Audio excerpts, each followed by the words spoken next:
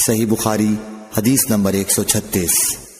رسول اللہ صلی اللہ علیہ وآلہ وسلم نے فرمایا کہ میری امت کے لوگ وضو کے نشانات کی وجہ سے قیامت کے دن سفید پیشانی اور سفید ہاتھ پاؤں والوں کی شکل میں بلائے جائیں گے، تو تم میں سے جو کوئی اپنی چمک بڑھانا چاہتا ہے تو وہ بڑھا لے، یعنی وضو اچھی طرح کر لے۔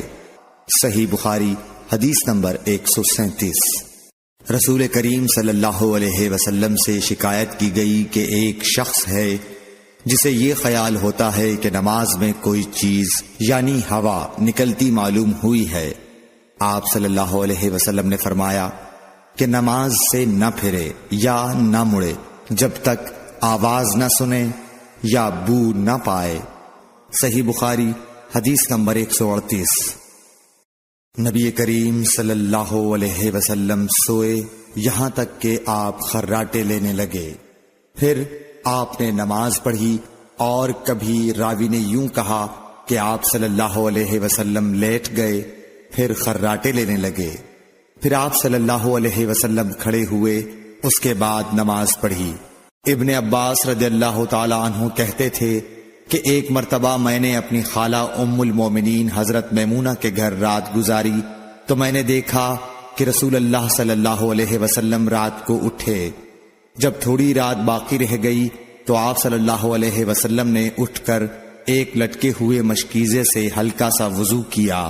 عمرو اس کا ہلکا پن اور معمولی ہونا بیان کرتے تھے، اور آپ کھڑے ہو کر نماز پڑھنے لگے تو میں نے بھی اسی طرح وضو کیا جس طرح آپ صلی اللہ علیہ وسلم نے کیا تھا، پھر آ کر آپ کے بائیں طرف کھڑا ہو گیا، اور کبھی سفیان نے ان یسارہ کے بجائے ان شمالہ کا لفظ کہا، مطلب دونوں کا ایک ہی ہے۔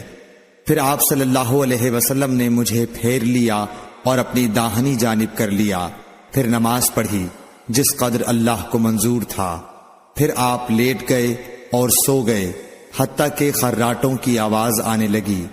پھر آپ کی خدمت میں مؤذن حاضر ہوا اور اس نے آپ کو نماز کی اطلاع دی۔ آپ صلی اللہ علیہ وسلم اس کے ساتھ نماز کے لیے تشریف لے گئے، پھر آپ نے نماز پڑھی اور وضو نہیں کیا۔ سفیان کہتے ہیں کہ ہم نے عمروں سے کہا، کچھ لوگ کہتے ہیں کہ رسول اللہ صلی اللہ علیہ وسلم کی آنکھیں سوتی تھیں، دل نہیں سوتا تھا۔ عمروں نے کہا، میں نے عبید بن عمیر سے سنا، وہ کہتے تھے کہ انبیاء علیہ السلام کے خواب بھی وہی ہوتے ہیں۔ پھر قرآن کی یہ آیت پڑھی، میں خواب میں دیکھتا ہوں کہ میں تجھے ذبح کر رہا ہوں۔